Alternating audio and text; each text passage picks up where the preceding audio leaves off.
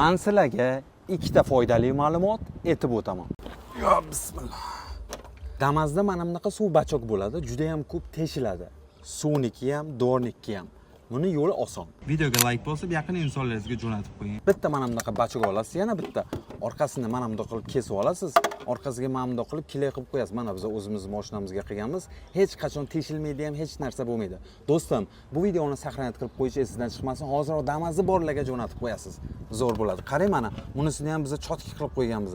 Konkretnimi? Ikkinchisi, ko'rayotgan bo'lsalaringiz, balon Damazga juda ham yarashib turibdi. Bu O'zbekiston bo'yicha yagona hisoblanadi bu diska. Lekin mana bu yoqda sal ters bo'libdi. Necha? Biz bu Damaz mashinasiga Bars tomonidan yangicha balon chiqqan hozir. Nomi Timeflix. 13 razmerdan 19 gacha bor, faqat Italiya, Germaniya texnologiyasi asosida ishlab chiqarilyapti. Ya'ni O'zbekiston sharoiti uchun juda ham bomba qilib ishlangan, lekin mягкicha. Ko'rayotgan bo'lsalaringiz, tishlari ham Michelinga o'xshaydi. Sizga shu balon yoqdimi yo yo'qmi?